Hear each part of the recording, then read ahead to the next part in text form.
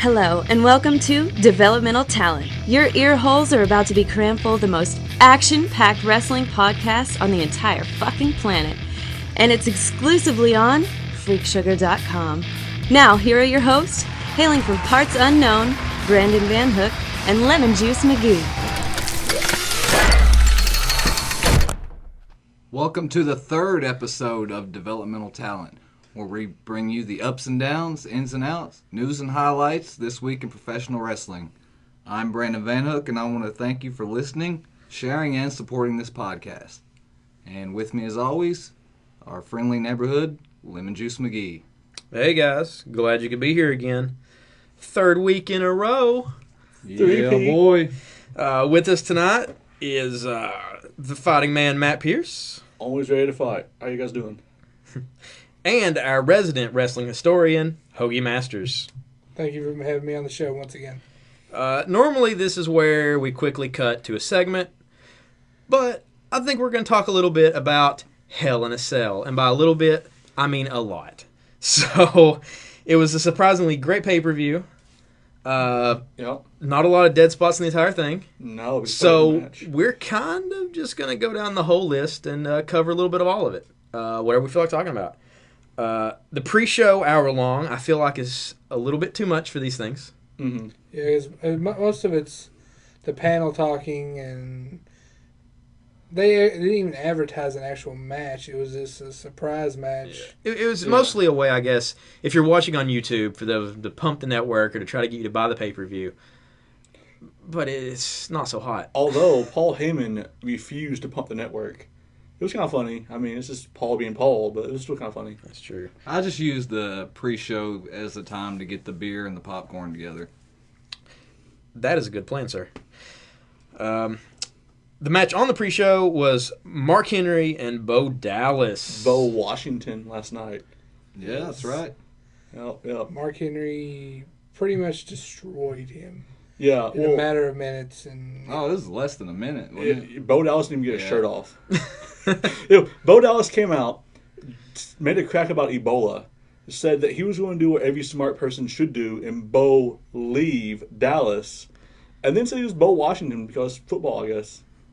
Well, that was just cheap heat because they were in Dallas, and I expected somebody to do it. Yeah, because the WWE is never above making the worst inopportune jokes that you can possibly do. And if there's anybody who is topical, it is Vince McMahon. That is true. He is a media savvy mogul. Yeah. Remember when he didn't know who Pirates of the Caribbean were, so he had Birchall come out as a pirate? Yeah. Claimed to invent it. Yeah. Indeed. Hell in a Cell kicked off. Naturally, the WWE editing team putting together awesome intros, awesome segment videos. Best in the business, really. Yeah. That intro video did what 4 weeks of television couldn't do and got me interested in a John Cena-Randy Orton match, if that tells you anything. Kicked off with Dolph and Cesaro in a 2 out of 3 falls match. This is from previous battles they had on Raw and SmackDown. Yeah, it was a weird 2 out of 3 falls match, though, because usually 2 out of 3 falls, what you get is a back-and-forth falls. So you have Dolph getting the first fall, you figured Cesaro getting the next fall. No. Dolph tabled him. Dolph beat his ass. Yeah. I mean, don't get me wrong, it's back and forth. Yeah. But Dolph soundly beat him. Yes. It was like the end of their feud. Yeah, with a very cool super kick. Yeah, I think combo. that's why that match was my favorite match on the card, because it kind of surprised me in the fact it wasn't a traditional 2 out of 3 falls match.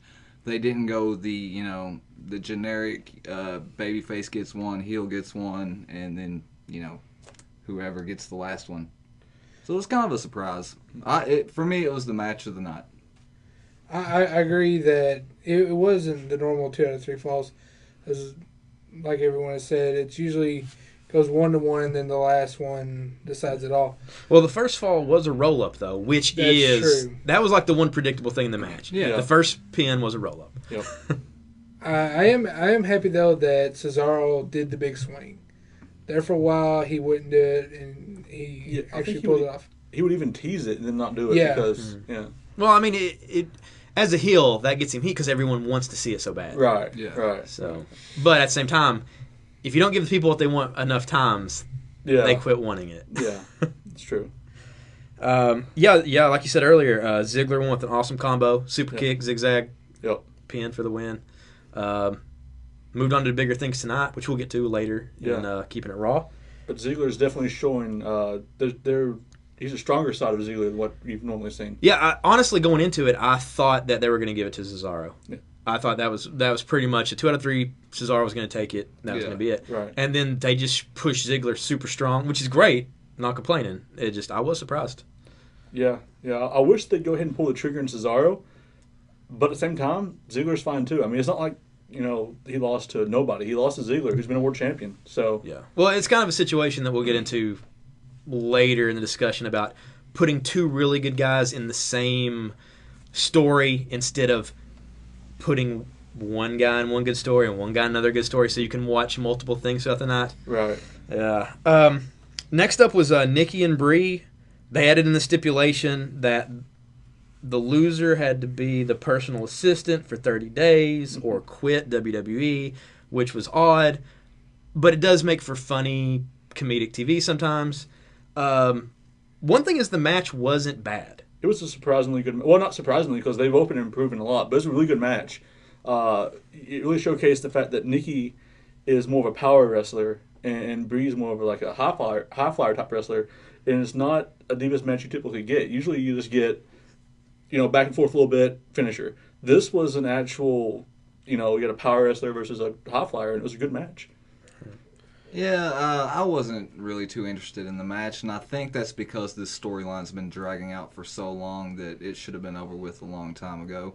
And the ending was kind of predictable, so this match really didn't hold my attention. I mean, the match was, very good. The ending, Brie tried to get the yes lock on. Nikki was able to get to the ropes, and then the rack attack, which, in a way, if you look at it, where Brie is married to Daniel Bryan, that's why she does the yes lock. Nikki is, of course, dating John Cena. But she does the shell shock. Well, kind of, but in a way, it's also gets it up on the shoulders. Yeah, kind of like Cena's attitude adjustment. Yeah. It is a unique finisher. You've not really seen anyone use any kind of rack apart from Lex Luger in a long time. So, and like we talked about when we were on the podcast, peeing and stuff. It seemed like they were a little more violent with each other. Which, being sisters, knowing each other, they're going to take a little more risk with each other, I guess. Yeah, Nikki has a really brutal forearm she's been hitting people with lately, and it's nasty. So it's a sisterly bond that they know they can trust each other in the ring. Right. But, it ended with Brie losing. She becomes personal assistant. Hilarity shall ensue for the next month. I will say that Suicide Dive was pretty cool, though. That kind of surprised me. Third match of the night was the Usos versus Stardust and Goldust for the tag titles. I was incredibly worried that the Dust Brothers were going to lose this one pay-per-view after winning them, just because they've been pushing them and the Usos over and over and over and over. But no, they pulled it out. They did. Yeah. It does seem like, though, speaking earlier of a storyline that's been going on too long, they've been feuding with the Usos for, it seems like, 30 years, because it's like every Raw they fight, every house show they fight, every time that the two of them or all four of them are in the same area, they fight.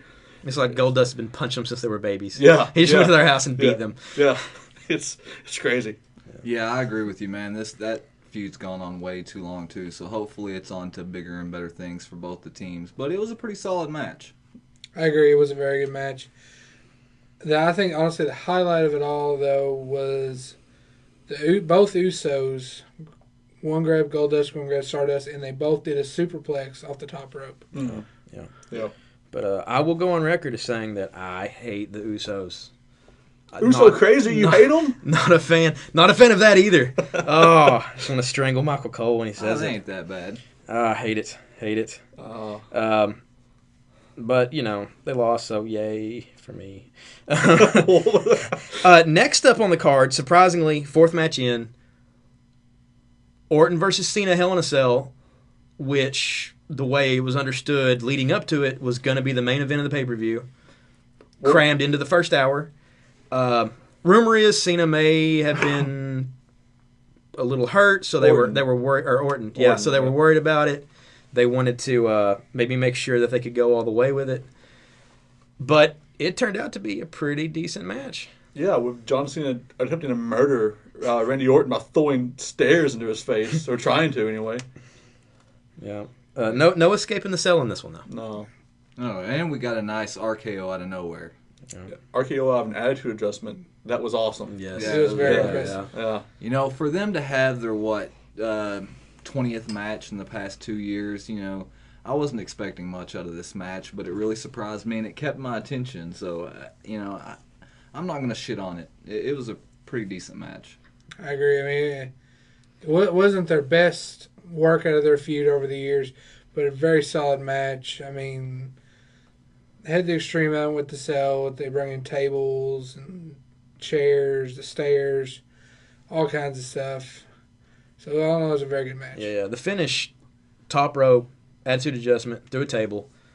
I mean, you know, unbelievably, you're not getting up from that finish. Right. Yeah. And a lot of big time wrestlers like Hogan and you know the guys that they built this company around, they'll have a career feud. So a guy that they can always go to and fight. And for Cena, it's Orton. I mean, they fought back in early 2000s. They've had last man standing matches, and there's always good quality matches. So it's like almost Cena's arch nemesis in wrestling is Randy Orton. Yeah. You know, it's because they've never really ran into each other. There was a while there where Orton was sort of like the anti-hero type guy, didn't run into each other. But as soon as he's a bad guy, he runs straight into Cena, and it's always good quality matches. It also seems, too, like, even though their ages are different, it seems like their career longevity is going to be about the same. Yeah. Like, they're probably going to go against each other until they're done. Yeah. This was Orton, I don't know, with his back, depending on how bad it is. I mean, it's not that bad, I don't think. But they've cut down his schedule. That's true. So that is true. Yeah. he'll have more time to recoup between shows. Yeah. So as a result of this match, we get treated to Cena Lesnar 3. Man, that remains to be seen. I'm hoping before all this is said and done, something can be stipulated or done to where the number one contendership can be lost. I agree, or add somebody to the match because, you know, the third in that series is not going to hold my attention. Yeah. It was, I mean, the Cena Brock thing, they don't really have the good of quality match. I mean, the first match, Brock destroyed Cena. Which Second was one- surprising, yeah. Well, the actual that first was great. match Well, yeah, was Extreme winning- Rules. Oh, Yeah, yes. Extreme Rules, Which yeah. then Brock still... Yeah, Cena Yeah. eked it out with a Sure. chain. Yeah. Yeah, That was all he this. barely pulled it out. I mean, they've had their run with that. It's And- time to move on. And Yeah. even I was at Night of Champions. Like, the way that was set up, had Rollins come in, Cena was not going to win that. Yeah. Like, it was not set up to where Cena was going to come out and win by doing 20 more AAs. He was just in the process of starting to pick up a shitload of German suplexes. Yeah. So, Yeah. I don't know. Unless they give the third match some type of... Which it'd be, if it's at TLC, has Brock had a ladder match for his title ever? I can't think of one. Honestly, I don't believe Brock has ever been in any form of ladder or TLC. Now, if Brock and Cena have a TLC match, that has more for unpredictability. Even if everyone knows Brock's probably going to take it on to Mania, there's that air of, oh, fell off a ladder. Oh, went through a table. You know, it's... Yeah. What's he going to get German suplex through? in Yeah. this match? Yeah. Of course, if I'm John Cena and I saw what Brock did to Big Show with just a chair at the Royal Rumble, I wouldn't want Brock Lesnar to be anywhere near a chair while I was in the ring, you know? He might kill me with a chair. That's true. That is very true. Odd to say, but following Randy Orton and Cena in a Hell in a Cell match at the Hell in a Cell pay-per-view, Sheamus and Miz with Mizdow. Damien Mizdow. Damien Oh, Mizdow. the highlight of the night. You gotta love Mizdow. He was probably the most over person at the pay-per-view with the crowd chanting Mizdow. It was great. I love Damien Sandow, and I hope this leads to something, down the road in the future, because I don't want to see this guy future endeavored. But, we'll see. I hope they give him a chance. Yeah. I agree. I mean, him out there imitating every move Miz makes is just hilarious. And, of course, Sheamus won. Bro kick when Miz was coming off the top rope. Then after the match...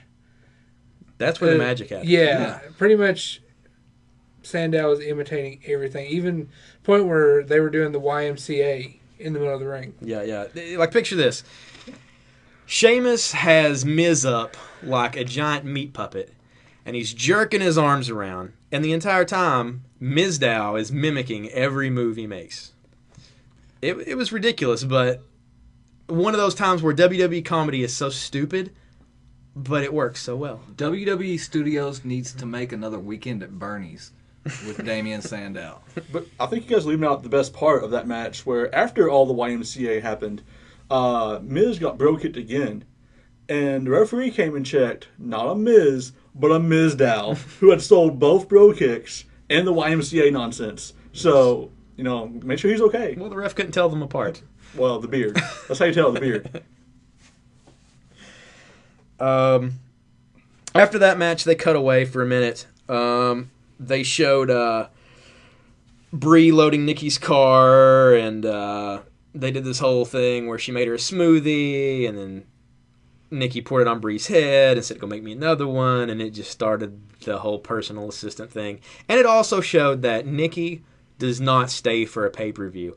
I feel like she's not very supportive of the WWE locker room. She stayed for a man's match, though. That's true. Yeah. After that came Rusev and Big Show, where they pumped it once again that Rusev would dominate. And he did. He did. He did. There was no surprise. There was no Big Show, I'm going to save things for America.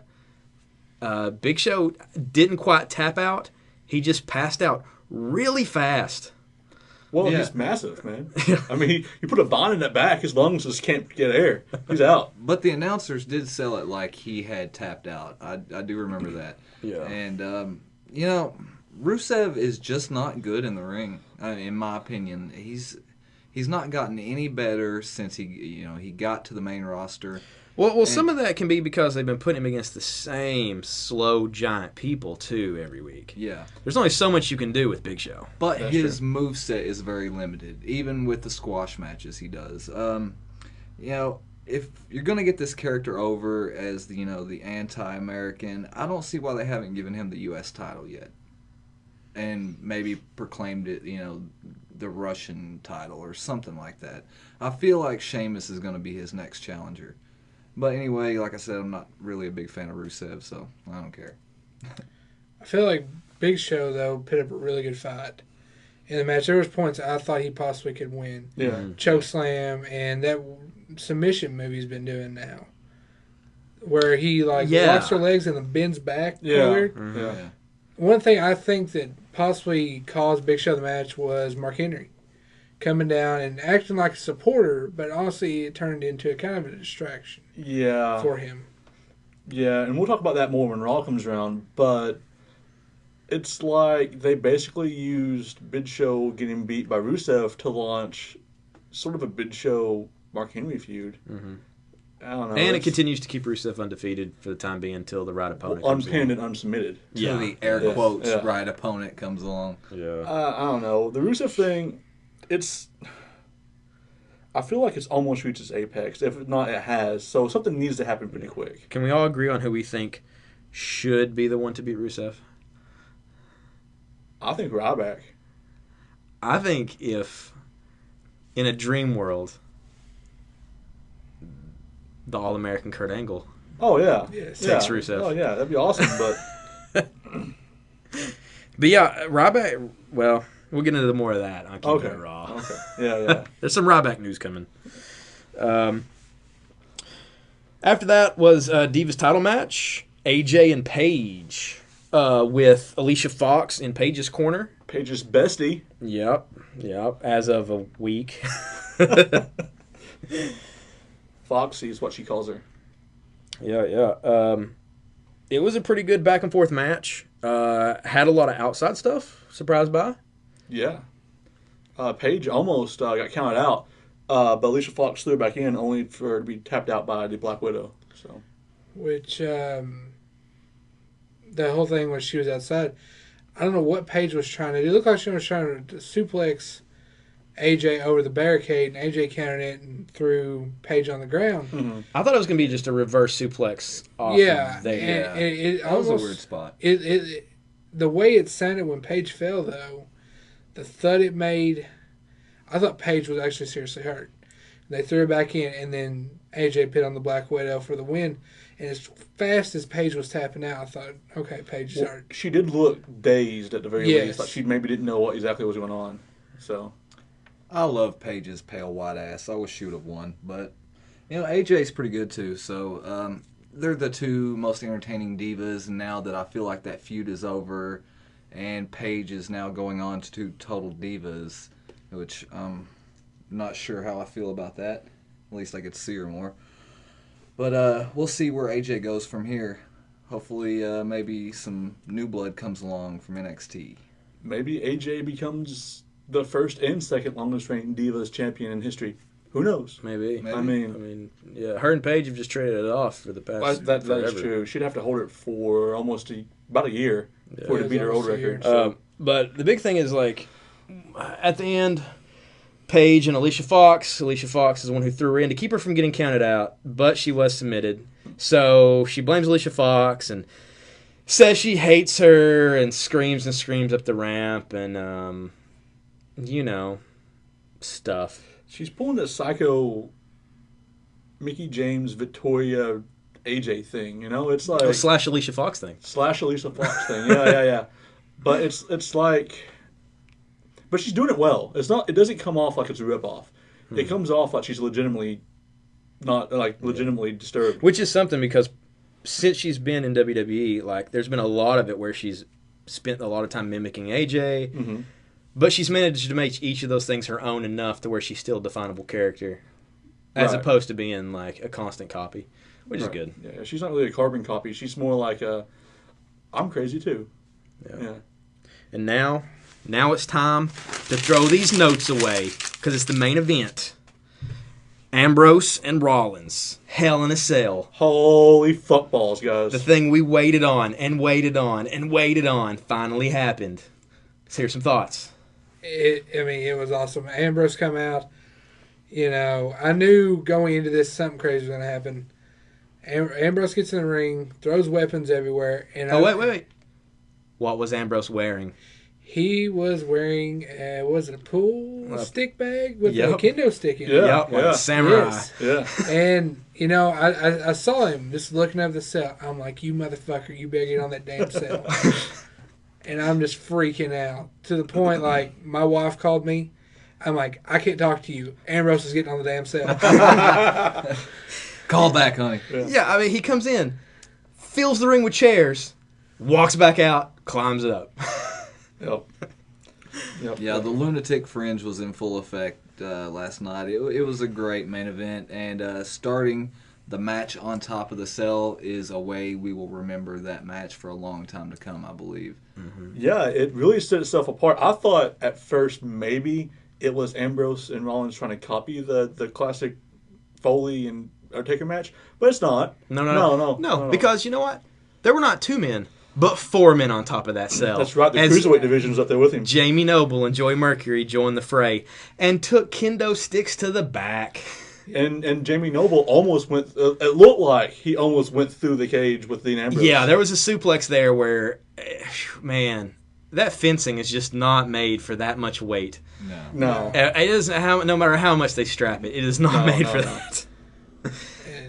They did the whole thing. Rollins taking the kendo stick, holding it out over the cell and dropping it to show just how high it was. Yeah. Then ordering Jamie Noble and Joey Mercury to toss Dean Ambrose from the top of the cell. It's good times. It is really good times. Yes. And then they Ambrose and Rollins start fighting on the side of the cage, facing the announce tables. They go back and forth a little bit. Ambrose headbutts Rollins. They both fall through each announce table. Yeah. Middle of the cell, Yes. Yeah. through two announce tables, and then the stretchers come out. Yeah. And keep in mind, the match hasn't even started yet. Yeah, no, there's no bell being rung because no one has been in the ring. No, which when they fell, I believe they said on the pay-per-view the cell itself was 20 feet. Yeah. 20 feet high. So at the point where they were about halfway up, but where they were standing, it was a little taller than that. They were probably at least 14 to 15 feet up when they fell. And what you would notice this time, too, is that it was made to look like construction elements of the cell, but there were actually 4 footholds for them for that spot. Yeah. Which, trying to keep your feet in the chain link fencing and not accidentally come off wrong and not hit the tables, it is a big risk. So I don't mind that they added that situation to it. Yeah. And then they both went through the tables and then was put in stretchers. Ambrose looked comatose for a good 5 minutes or so. And then all of a sudden he wakes up and said, "No, you're not going to tie me down. I'm going to knock the fuck out of Seth Rollins." So he unties himself and runs over and starts beating up Seth Rollins, unties him. Then the match fucking starts. Yep. They get in the ring, close the door, lock it, to the chagrin of the New Stooges. Yeah. The Cruiserweight division's like, "Don't you lock that. Don't you lock that." And the referee's like, "Lock." So... Yeah, I feel like the only thing this match was missing was a little bit of blood, and I know we don't have it in a PG era of WWE, but just imagine that being the the icing on top of the cake. That would have been incredible. And I thought for a minute it might happen when Dean Ambrose proceeded to get a screwdriver to carve Seth Rollins' forehead open. Yeah. Going back to his days as John Moxley in CZW. My favorite spot in the whole thing, though, was they'd set up a table lengthwise between the cage and the ring. Horribly uneven. Yeah. This thing was not set at the right breaking point. Right. And then Rollins tried to suplex Ambrose through the table. Ambrose went knocking Rollins onto it, climbing onto the turnbuckle, and then doing like a Cactus Jack elbow almost off of the turnbuckle through the table. And it splintered, and it splintered tight, and it looked like Rollins was just crammed in there on the metal and busted wood. It looked awesome. Some interference from Kane kind of was expected, but... Yeah, where did he come from? It but was out of nowhere. Also looked like it burned Dean Ambrose's face off with that fire extinguisher. True, yeah. It looked like it legitimately hit him with his eyes open. Yeah, Kane put the fire extinguisher next to the cage, next to Ambrose's face, and shot him in the face with it. So, However, that would not be the biggest interference in the match. No, it would not. Towards the end of the match, Dean Ambrose proceeded to get 2 cinder blocks underneath the ring, which, as we all know, Rollins tried to end Ambrose's career by pinning him through cinder blocks on Raw. mm-hmm. So he sets it up, and I'm like, something's going to happen here. I just got the gut feeling we're going to see something. Sure enough, lights go out. And we hear a strange voice. It sounds like almost speaking in tongues. Yeah. Is the way it sounded to me. And I knew who it was. And sure enough, the lights come on. There's the lantern in the ring. Bray Wyatt. And the thing, there's a lantern in the center of the ring. Not the usual. This thing is lit up completely. Putting a full halo in the ring. It's the only light in the arena besides the cell phones. There is smoke rising above it. And some type of fucking hologram. Yes. It looked like a woman, kind of. Yeah, I was Sister thinking it was Abigail, Obi-Wan Kenobi representative. getting ready to interfere in the match. I thought there was a hole in the ring. It looked to me like there was a hole in the ring where all that was coming out of. It wasn't, but it looked to me like there was a hole. Yeah. And then through the smoke, Bray Wyatt charges full bore, Sister Abigail on Ambrose.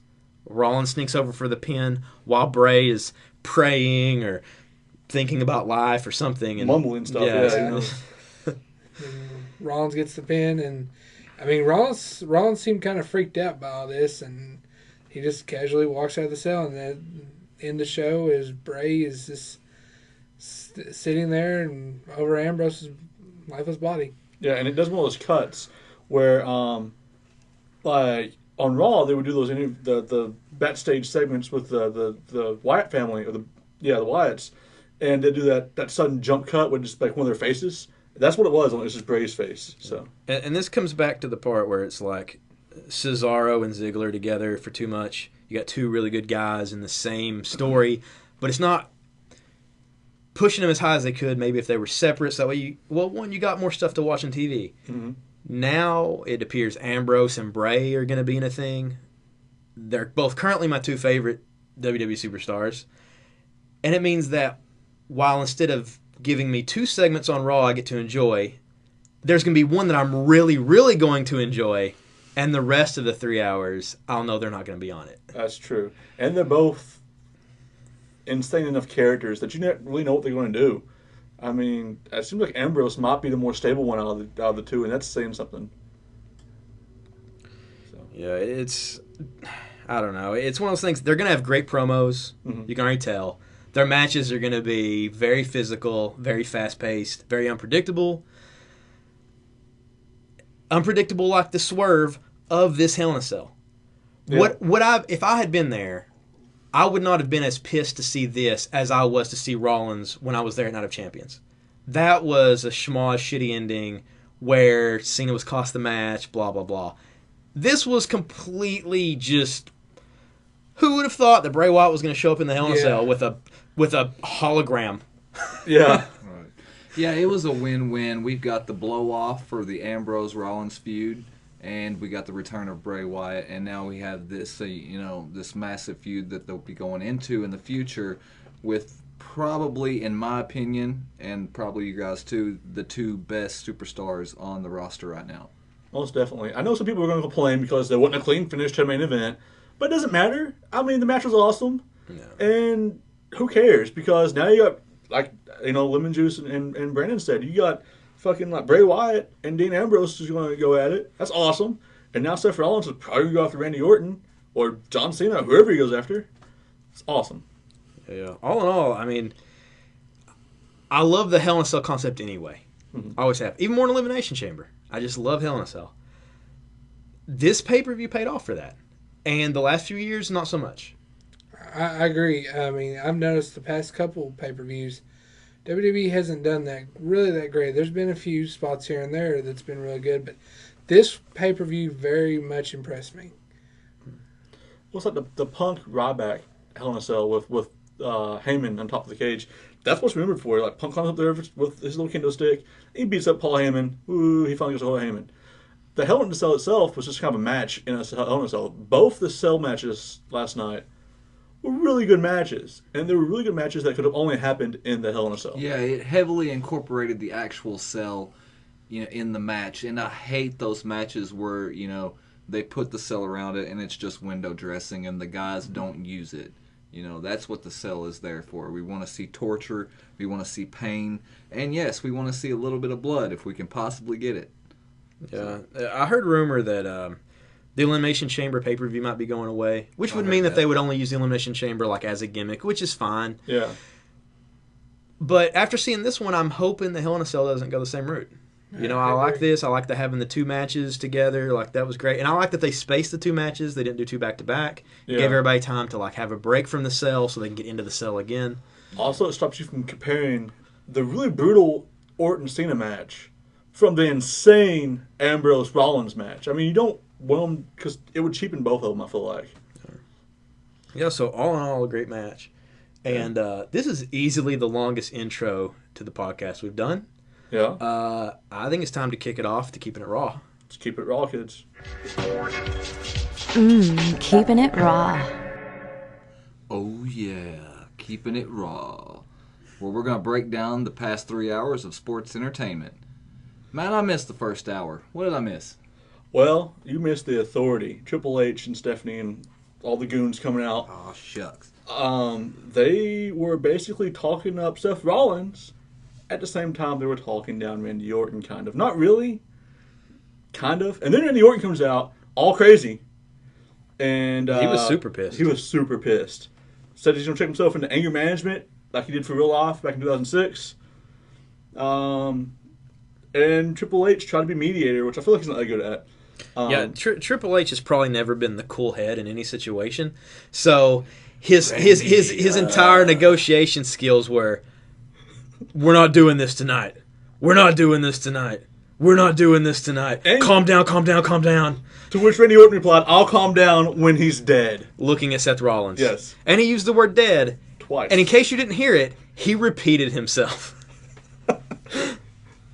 Which, after all that, Triple H pretty much told Orton, calm down.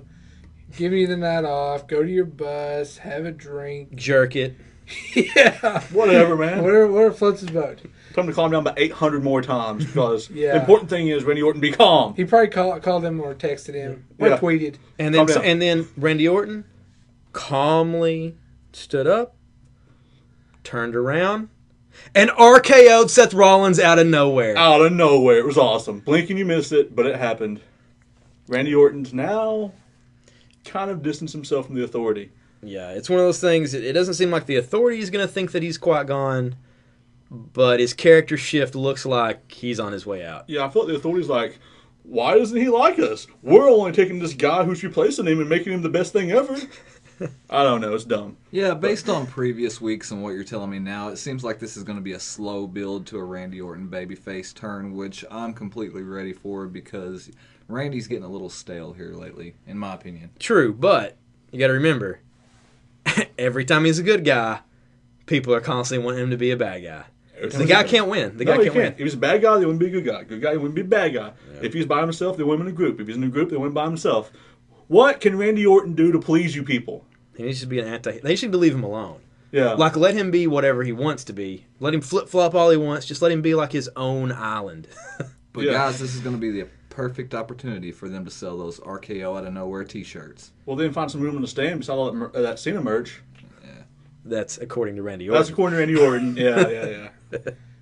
Honestly, I think it'd be awesome. Like, don't even have Orton wrestling matches. Let's have him in the backstage, just random times during the show. Just cut to it, and this hits random people with RKOs. Go through the crowd, RKO. You know, it's Hot dog vendor, the whole show. RKO. You remember when Shawn Michaels was like talking about he wasn't unpredictable enough, and so he started super kicking everybody backstage? Yeah. I just can't stand. Yes, That's what he needs to do. I He needs to love RKO everybody. Then we got Golden Stardust versus not the Usos, but Mark Henry and the Big Show. At the beginning of this match, even with the tension from Hell in a Cell, I thought that perhaps Big Show and Mark Henry were just going to take those titles, just because that's kind of an insanely stacked tag team. Yeah, it was for the titles. I forgot to mention that. Yeah. Which I somewhat agree with that. I honestly thought, though, possibly could see maybe a possible interference from Rusev, or what actually did happen, the breakdown of their tag team. At the end of the match, they pretty much had the match won. Yeah. And Mark Henry got ticked off and attacked the Big Show. He got ticked off because Big Show done a blind tag, smacked him on the chest, hurt his feel-goods, and made him start arguing over, I don't know, blind tags. I'm not sure what it was. Yeah, and we're talking like Stardust, middle of the ring, laid out, Goldust outside the ring, Mark Henry, fuck it, World's Strongest Slam on Big Show. Yep. Then drags Stardust limp body. Doesn't even want the tag titles. Just lays Stardust body on top of Big Show for the pin. Then proceeds to World's Strongest Slam Big Show again. And then again. Yeah. You know, And then 3 times. splashed him. triple threat. So I imagine Henry's back's going to be a little sore tomorrow. Because that's a lot of weight. Oh, yeah. But he did it like Big Show weighed nothing, though. Yeah, he did it just like he would do anyone else. Like it was nothing. And then he went backstage, yelled at Renee Young. Apparently Big Show was jealous over not being as strong as Mark Henry. I don't know. That's true. It sounds like they're just doing this to A, make Mark Henry relevant again, which is not going to happen, and B, give Big Show something to do for the next 2 months.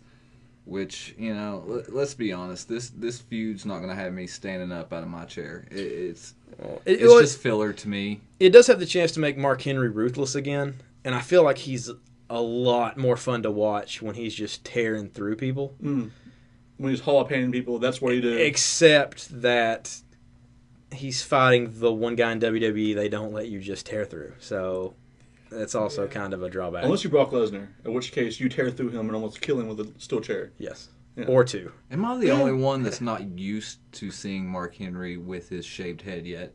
Like, it still looks weird to me. I don't know. I think he kind of looks better as a heel. I think it makes him look more imposing instead of the sort of cornrows he had, which is fine. But as a heel, I think it makes him look not more badass, really, because Henry's badass no matter what. But it makes him look more I don't know, like he wants to fight you. I don't know, he looks I more don't know, like a it's fighter like he with a has shaved a head. disproportionate head or something. I don't Well, know. he does have a giant body. And he also has a massive beard, which probably also helps. That Yeah. yeah. Yeah. Speaking off subject a little bit, but also about bald, we missed it in our Hell in a Cell coverage. Cesaro fully shaving his head now. Yeah, no more stubble. Yeah. It's just gone. Yeah, He had razor burn. He is no longer the Jason Statham of the WWE. Once he tans up and the hairline paleness is gone, Mhm. yeah. Yeah. I think it's actually going to help him somewhat. I mean, even though that's so stupid to say, Yeah. it's so stupid. Like, oh, he has a receding hairline. It makes him look- it fucking matters. It matters to kids. I think It makes him look younger. when your action figure has a receding hairline. Yeah. I feel like it hurts you a little. Yep. But he still has the stubble. He still has the 5 o'clock shadow beard. Yeah, He doesn't have the hair. Yeah, I it's don't just know, slick. it didn't bother me too much. I mean, I feel like this is probably a Vince McMahon suggestion, and he finally took him up on it. Well, I think that's what I'm saying exactly. Like, it doesn't bother us as adults. Who cares? Mm-hmm. But I think for merchandise and pushing him as a guy that kids, I think the Yeah. bald, just straight bald, helps a lot. Mm-hmm. Which, as we've seen with Mr. I don't know, Stone Cold Steve Austin. Or Mr. Goldberg. Yes, Yeah. Yeah. Mr. Angle. number of baldies Yeah. working Big out Show. way better. Big Show's been Big Show bald. I think Big Show's been bald almost more than he's had hair. Now at this point in time in his career, maybe. Big Show's been bald since I believe it was 04, 05. What had happened was Kurt Angle shot Big Show with a tranquilizer gun, and they proceeded to shave his head bald. But Big TV. Show still had hair when he was the ECW champion, so He grew it back. Yeah. I forgot about that. Yeah. It was but it wasn't like the long flowing mania. No, it it was was giant. not. No. Yeah. Led to a Roman Reigns via satellite interview. Yeah, I don't know if it was pre-taped or actually live. Or It was hard to tell. what, but he was strong the entire time. Yeah, it wasn't like last time when he was. I think last time it was obviously pre-taped and it hurt it. So- This time you couldn't tell. Did he just cut a promo, or did they ask him questions? They asked him questions and he They, responded. they asked him. They asked him a question. That's true. Okay. They asked him the question, and then he kicked off from there. And it was a lot of the "I'm coming back to bust your ass, Seth Rollins," mean face. Yeah. Now the thing that makes me think it was maybe pre-taped is they said it's how have you been doing when he first showed up, and he said it's great. He said fine, it's great to be seen. Mm-hmm. So I feel like maybe they were supposed to say it's great to see you, how you've been doing, and they just didn't say that. But the real thing I remember from that promo, he told Seth Rollins that he's not the future. When he gets back, Roman Reigns is going to make Seth Rollins the past. All right. And then more mean We face, shall angry. see. And then AJ came out. She had a match with Alicia Fox, who had beat her the previous Raw. Mm-hmm. So Alicia, maybe was building toward a title match. Paige is insane because she come out and she called Alicia her bestie again. Said she's had a bad day yesterday. It happens. Bad days happen. They do. They I'm do. having one now. Well, I don't remember the last time you had a good day. So. I'm having one remembering this match. Well, match was, it was what it was. AJ was awesome, like AJ usually is. Yeah. Alicia Fox I think she's great. is good in the ring. Yeah. She's tall, which makes it weird for someone like AJ to work with. This was just one of those. They obviously had a really short time frame to get this match. Yeah. And really the payoff in this match was JBL asking for Paige's phone number, which is weird.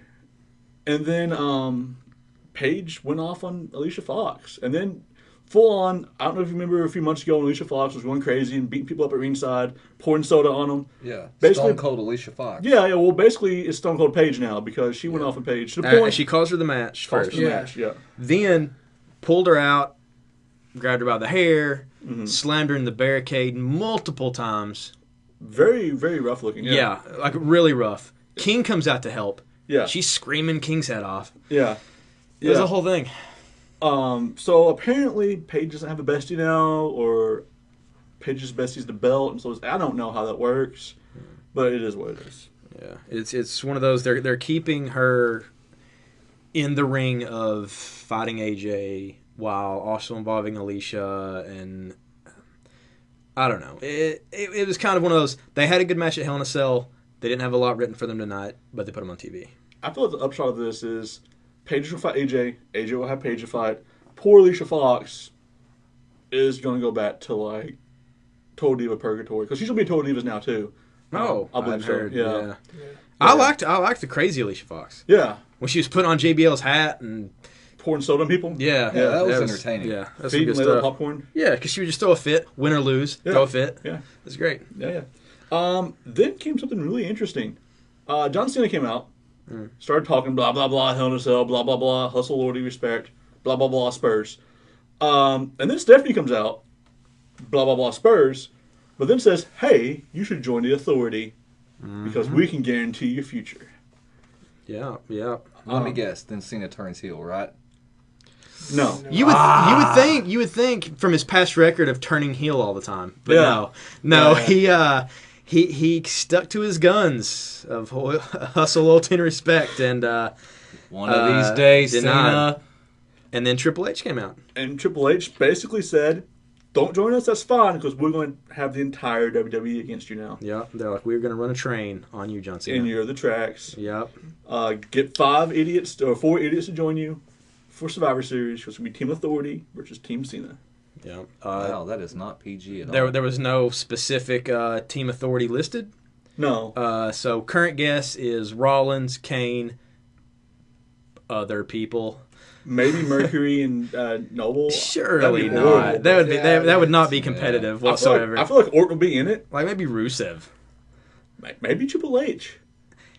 If Triple H wrestles Survivor Series, that's actually a big deal for Survivor Series. Yeah. I feel like they would have announced that by now. Well, to it may be try one to of those build lead hype. ups. It may be one of those where Cena builds his team so well, and then Triple H is like, "Fuck it, I'm the last guy of our team." You know. Maybe. Yeah. Which they kind of did that a couple years back. It was originally been CM Punk versus Kevin Nash, and then all of a sudden, like a week or two before the pay-per-view, they changed it. It was CM Punk and Triple H. Yeah, I remember that. Just kind of surprised. That was a really everybody. good time. Punk had some really good, like, jabs at both of them on the mic. Oh yeah. But yeah, I remember that. And then he quit on us. He did. He did. Yeah, it was great, and it leads into now for the next few weeks we get to see the building of both teams to find out who's going to be who. Yeah. Cena kicked it off early, possibly recruiting Ziggler. They had no official announcement. According on to that. reports. According to reports and visual cues of them talking and shaking hands. But that could have been anything. Yeah. It could have been, hey, join my team. Nah, man, I don't want to. All right, shake hands. Yeah. But Kane took it to be, you don't speak to No, John Cena. it wasn't Kane. It's Corporate Kane. It was Corporate Kane. Corporate Kane. Because that's his full name. It is. Corporate Kane. Is the corporate with a K? No, it's a C. Yeah. No alliteration in the corporation. Yes. Corporate Kane wearing full elbow pads and wrist tape under his suit. In boots under his suit. And wrestling boots. Yeah. I'm surprised they haven't put it like on his intro when he comes out. It still says Kane. I'm surprised eventually they're just going to put it Corporate Kane. Yeah, it's to the point where it sounds unnatural for Cole just to say Kane. Because he showed up in Hell in a Cell and all of a sudden, Corporate Kane! It's like his full Well, name. it's like they're trying to brand it. It's Yeah. like, look, we got an action figure coming out. Yeah. You better say corporate in front of everything. And also, I guess, because Kane did the thing a month or so ago, where he's like, Demon Kane's coming back, and he put the mask back on for a match. Yeah. I guess maybe he'll do that, but it's really awkward now because the mask has hair, and Corporate Kane doesn't have hair. And it still does that thing where the red paint like leaks all down his nose, and it looks like he's bleeding, but he's not bleeding. Yeah. Because they paint it with shoe polish. It's just weird. But after that, Miz and Sandow against the Usos, Lundra's favorite tag team in the history of tag teams. I love the Usos. And even better, they won via twin magic. Yes. The Usos... somebody else talk about it. Usos end up getting the win with twin magic by, I believe, Sandow got a big kick. Kicked one of them in the face. Yeah, kicked one in the face, and then the other one grabbed the other one, rolled out, switched out. got the So win. basically, they won through blatant cheating, No, because they're good guys. They won through magic. through ingenuity. They used their genetic gifts to their advantage. Like the Bellas. Look, I like the Usos. I mean, they're a pretty good tag team, but I think the story we're missing here is the actual Mizdow tag team, which I hope will continue on and maybe possibly get a run with the belts, just to keep Damian Sandow on television. The funny thing is that Mizdow was still mimicking the Miz. Even though they were in a match together, he mimicked him from the turnbuckle the entire time. They're the same person, It man. gives you a choice. If you don't like the match in the ring, there's a match going on the apron. That's true. Really, it was like a handicap match because it was really one guy against the Usos. Against the Usos, yeah. Because they are as one. And then at the end of the match, Miz started complaining to the referee, so of course Sandow joined in, mimicking the Miz. Now, something we didn't mention about a pre-show to Hell in a Cell, I think they've kind of laid sort of the path where this is going to go, because they had Mizdow TV on the pre-show, and the first guest was the Miz. Well, Mizdow, I guess, slipped up and said, "I beat, Sheamus." Whenever Miz was saying that all 3 victories was the Miz, when in fact, one of them was Mizdow. Mm-hmm. Miz is all of a sudden like, "Well, what do you mean you beat him?" And then Mizdow was like, "Oh, no. You inspired me, and I am you, and I'm in you. I'm going to climb inside of your body and wear you like a meat puppet. You're the greatest friend I've ever had. You beat him via me." Or something, I don't know. But I feel like what's going to happen is you'll have not necessarily a turn from Mizdow, but you'll have Miz eventually Becoming jealous of his own stunt double. Yeah. Man, it's so weird, but it's awesome. It'll be a sort of the situation where AJ and Tamina had, where Tamina didn't really turn on AJ. Man, there was really no payoff on that. You thought there would be, and they I just know. I thought killed it. Tamina got hurt. Yeah. Because the last time they had her break away was they were having that, where they had like, here, 20 divas against the AJ. WrestleMania thing last year. Yep. So, it happened. Mizdow's over. He's probably going to do this for a little bit. It's better than him coming out and being like Davey Sandow or whoever he's been. George Sandow Washington. Yeah.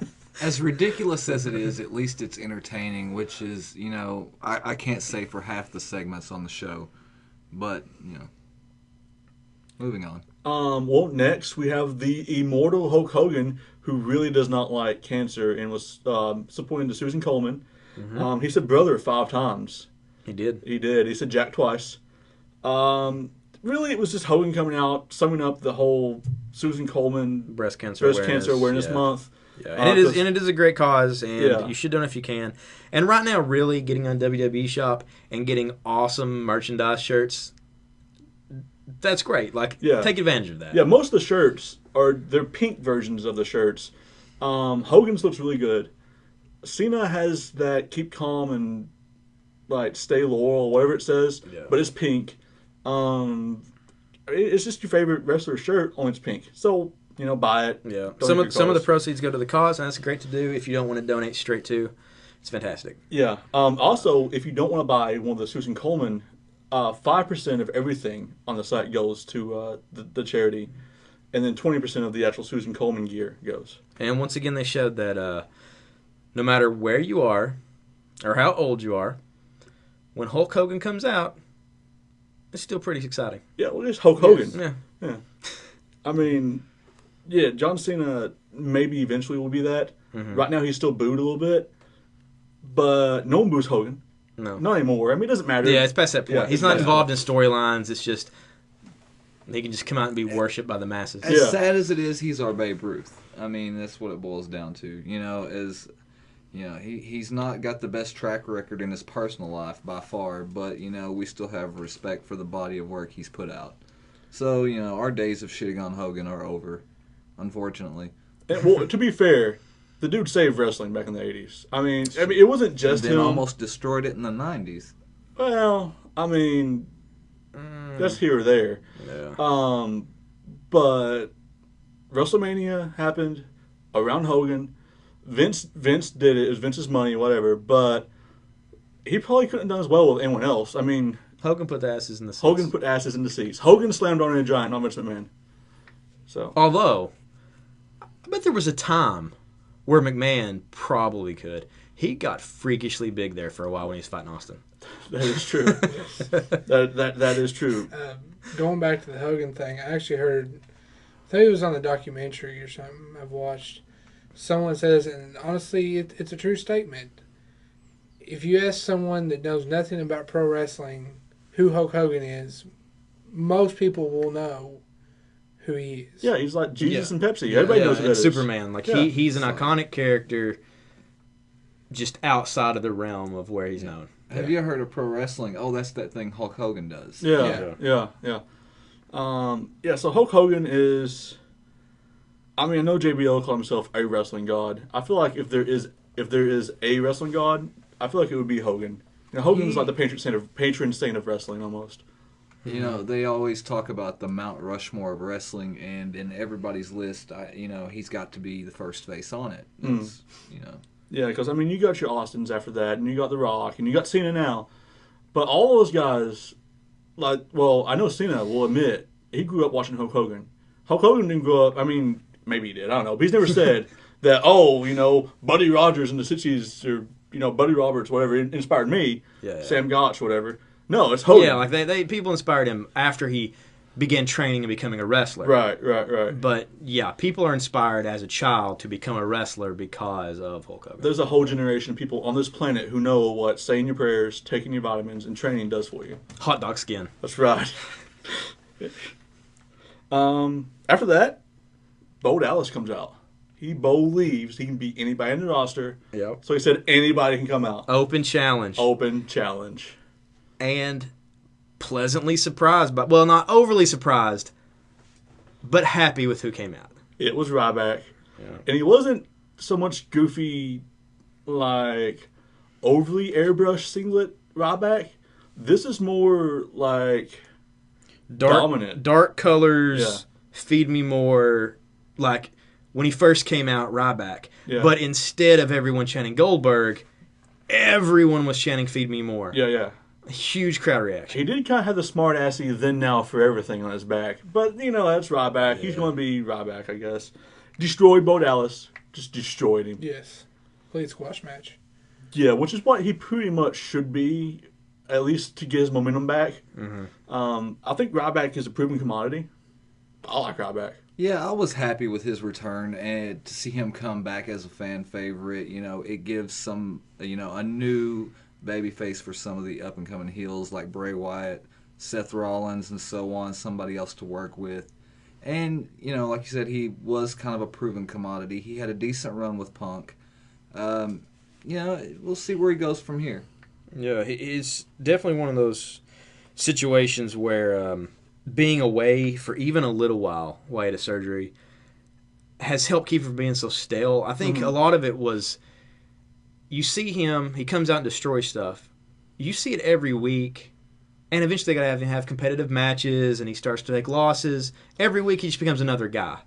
You take some time off, you bring him back, hey, he's something again. Yeah, and he kind of been lost in mix with Rob Axel. I mean, it was kind of, he was sort of making fun of it on Twitter and all that, and then people were kind of like, he fought like Golden Stardust 8 times in a row, like. Well, tonight he beat Dallas with the shell shock. I don't remember the last time I've seen him do it. I honestly can't remember much either. You know why? Because they lost a lot. Yeah, they did. Rob Axel lost a lot. And I think a lot of that was Curtis Axel. I think was kind of a failed experiment. It was almost what they needed to do with Curtis Axel, but, whatever. But Ryback, unfortunately, was tied to that. Kind of weighed him down. So now Ryback has a new chance to rejuvenate his career. Maybe, who knows? Yeah, champion. I mean, I'm looking forward to seeing what comes out of him over the coming weeks, for sure. See if they go back to the way it was or keep it going with the full forward minimum. I mean, there was a time when John Cena was hurt, and Ryback was kind of filling his spot. Yeah, Ryback was kind of the guy for a minute. Yep. After that, we had a match, which I was looking forward to, Cesaro and Dean Ambrose. But Dean Ambrose had a little bit to say about Bray Wyatt. like Dean Ambrose does in his way, beat the hell out of Cesaro with a microphone. Match never really started. And then called out Bray Wyatt. Bray Wyatt came out. Well, not really come out. It was a promo on the Titantron.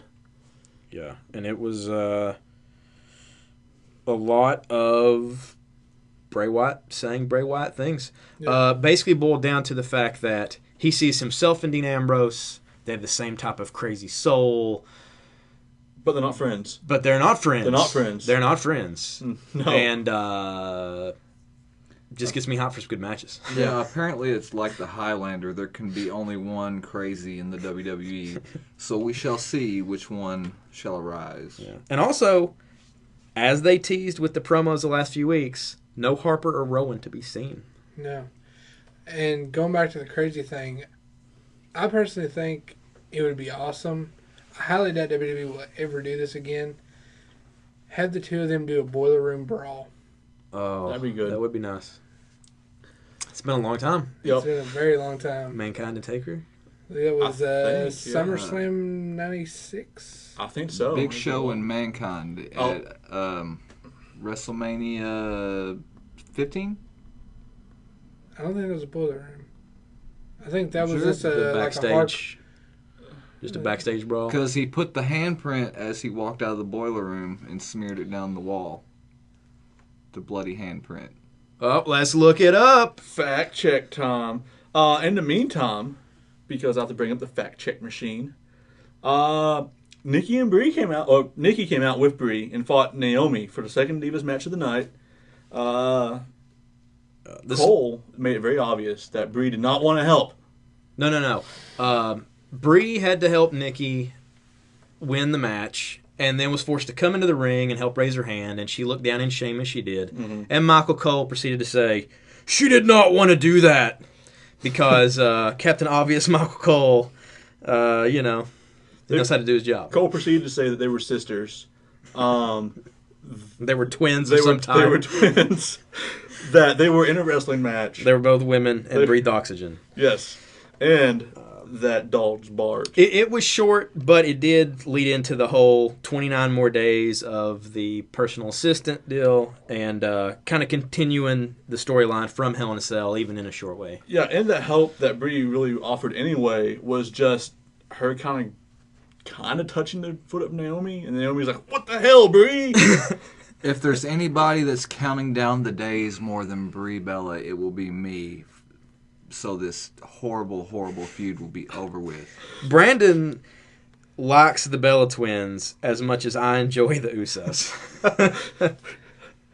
I don't know. The Bella Twins, I would rather they just wrestle. Yeah. I mean, because they can put on good matches with themselves, with other wrestlers, other divas, whatever. It's just. They're picking up a lot. They're training a lot. I feel like they're both picking up stuff from the guys they're with. A tired gimmick that they've done this time of year. It seems like every year. We had John Cena had to be the slave for the Nexus at one point, and I believe Shawn Michaels had to be JBL's personal assistant slave. Which led to because that led to Undertaker and Shawn Michaels. Before that, the documentary I watched the other night on the WWE Network that only cost me $9.99 a month. Brian Pillman. Terry Runnels was forced to be Brian Pillman's Yes. assistant, quote unquote, for 30 days, 24 hours a day, which really seemed like kind of rapey. But yeah, so it's definitely a tried and true wrestling thing. But to be fair, Pillman was kind of rapey looking. Yeah, and also they pointed out, sort of after arguing, the announcers now are kind of doing this thing where they sort of argue, but they pointed out that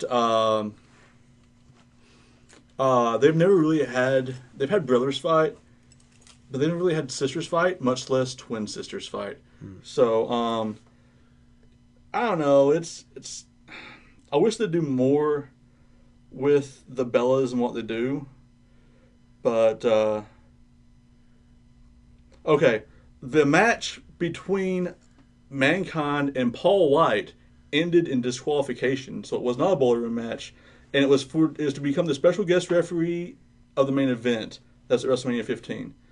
It's also looks like one of the only singles matches on the card. I mean, there's a couple, but for the most part, that's the WrestleMania where a lot of matches were three-way matches, four-way matches, tag matches. So the match was just like a backstage brawl situation? I don't know that it was even that. No, it was just a regular it's just a match, and then pretty much It devolved into... they wanted Big Show to destroy Mankind.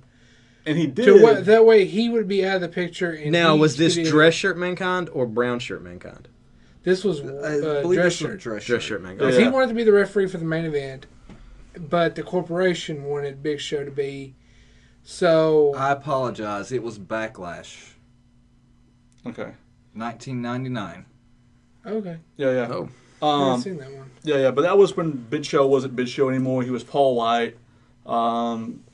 Yeah, but that's what that match was. It was the sixth match on the card. Okay. Which, going back to the Nikki Brie thing, it makes me wonder, though, if they're done with the Paige AJ thing, they possibly, have Nikki go after the belt and Brie try to help her. Win that. Like, be forcibly have to help her? Yes. That would be interesting. Because the 30 days would still fall within Survivor Series. Exactly. That's what I'm thinking. Possibly having then Brie would be like, no, I can't do this. I feel like, though, there'll be a Survivor Series match, and it'll be Team AJ versus Team Paige, or something along those lines is what will happen. And that might be okay. Yeah, it might be okay. Yeah. No, I'm not saying it won't be good. No, that's a good theory. That might actually be good. Yeah, I feel like that's probably what they'll do. Especially if one of, on each team is an NXT. Right, yeah. Maybe Charlotte and Well, it makes the most sense. They are the two most over divas. I don't, God forbid we have Team Rosa versus Team Eva. Just shoot myself now. What it would become, though, is it would become basically AJ Lee versus the Total Divas, which is what's going to happen eventually. Yeah. I mean, unless they start bringing some of the NXT ladies up, every diva on the main roster, save for Emma and Layla, I think, is going to be in Total Divas. Yeah. So, yeah. After that, thanks to Corporate Kane finding out that Ziggler was talking to Cena, believing he was going to be part of Cena's team, Kane calls him out for a match. I mean, Corporate Kane calls Ziggler out for a match. Which Ziggler, it was a good match. I mean, Kane always puts on solid matches. Yeah. Ziggler always puts on good matches too. Ziggler won it though. By roll up.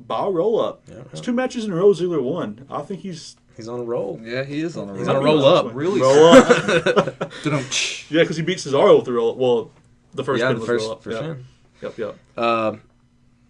Then Rollins came out, blasted Ziggler, throwing him back in the ring. Yeah, and then the Authority kind of beat him up a little bit. And Cena came out, which led directly into the main event. Yeah, so. Yeah. It was. Yeah, Cena came out, cleared the ring, took his shirt off. Time for his match. Yeah. It's like, all right, guys, the real deal's here. Out of my ring. Cena just has good timing, man.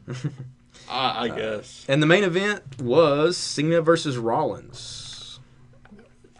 I think the reason they had to match is because they both won their Hell in the Cells. I feel like that'd be reason to not have to work the next night, because, especially for Seth Rollins. Yeah, Seth Rollins, who was heavily taped. DDP from the 90s taped. Yeah. That's how heavy it was. They both were banged up, but they still put on a pretty good match. Yeah. Oh, yeah. It was a really good match. Yeah. Cena hitting some top rope action. It kind of... Well, it did. Cena put Rollins in the STF. Mm-hmm. And it kind of looked like Rollins was doing a thing where he was trying not to tap out, but really he was waving on the Authority. Corporate Kane and Noble and Mercury came out, started beating up Cena. Yeah. Ziggler showed back up to help out. In the entire locker room. Yeah. Looks up, cameras turn, Goldust and Stardust running down. Yeah. Are they faces now? What the fuck? Nope. Everyone's coming. Yeah. Triple H came out after all that. And Stephanie, the Authority, came out. They had sent their locker room after Cena. Cena managed to beat Heath Slater, which means he beat the locker room, I think. Mm-hmm. Yeah. Slater ate an attitude adjustment. I guess, and by proxy, the entire locker room did. Yeah, even at one moment, there was a white bull out there in the There ring. was. The albino bull. The albino bull.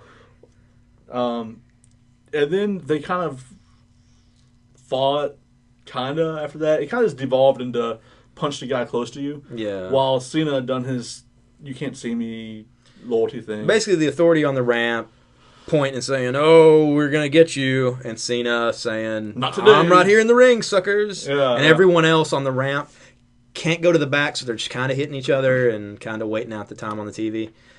It was a good idea, but I felt the execution was just kind of, I don't know. I mean, it was okay. I definitely would rather see this than, as fun as it is, watch John Cena get suplexed 800 times. You know, like Brock Cena 3 or 4, I guess. Who cares? Yeah. When can I see Cena curb stomp through a couple cinder blocks? That should have been the end of the show. Would have made me happy. I wouldn't be surprised if something like that would come along eventually. Yeah. Assuming they were going to give Cena time off, which they will never ever do. No. Oh, we forgot. Seth Rollins came off of like a suicide dive type move. Yeah. And he hit Cena, but then he hit the table. Yeah, he hit the announce table with his tailbone. Yeah. And the way he hit the floor, I feel like the table didn't budge. Yeah. Yeah, nobody can sell that good. He was really in pain. Yeah. Because he immediately went down. It made a pretty loud thud. Yeah. You could clearly hear it. Yeah. Overall, Raw was good. I mean, it's better than it had been. I feel like it was definitely a good follow-up to the pay-per-view. I mean, they addressed pretty much every storyline from Hell in a Cell while introducing the new stuff like Bray and Ambrose. Rollins and Orton's going to be a thing. Mm-hmm. I feel like what's going to happen is Orton will be on Team Authority, and he will wind up RKOing Rollins, costing the Authority to lose versus Cena. That's what I feel like will happen myself personally. I feel like that it'll be a slow burn turn into that point, and then Orton's basically going to be the anti-everything that he was for a while when he came back a couple years ago. I could honestly, what you were talking about there, maybe possibly Orton joined Cena's team. Maybe. And then at the end, it'd be a big swerve and cost Cena the match. And go back to the Authority. That could be good too. That would be unexpected. Yeah. More than likely, I would have to lean with that they are going to turn Randy Orton babyface and have him feud with Seth Rollins after the Survivor Series. Maybe not even babyface. I think he'll turn on the Authority. He might be like an Austin type anti-face. Mm-hmm. Where he's just against everyone, but he's specifically against the Authority. He's specifically against the Authority, so by proxy, he's... Well, yeah, Randy's never came out there and shook hands and kissed babies, but, I mean, he carried SmackDown for, 2 years as a quote-unquote babyface, so I believe we're going to be, leaning more towards that character. And so right now, Team Cena consists of Cena and possibly Dolph Ziggler. Even with all of the run-ins and the help, it's never actually stated that Dolph Ziggler is on John Cena's squad. I always look forward to these things. I always look forward when they give them the ultimatum. Find your tag partner. Go in the back and find somebody. Yeah. Like when they build the Survivor Series teams, I'm looking forward to seeing who they announce because there's almost always some surprise. Yeah, there's always a chance it could be somebody kind of big. Yeah, or somebody from NXT. Yeah. Which would be fantastic. Or maybe Authority gets an NXT guy, and then maybe what if the Authority got, what if Cena got Sami Zayn? Mm-hmm. And then the Authority turns around and gets Baron Corbin or, Tyler Breeze. Yeah. I mean... Or John Cena gets Sting. That would be awesome, but I highly doubt that. They all paint their face like War Games. No. Oh. Here's the scenario. Okay. He can find no one to help him. So he's in the ring by himself. Sting comes out of the rafters. Joined by The Undertaker. That would be fucking awesome. And the ghost of the Ultimate Warrior.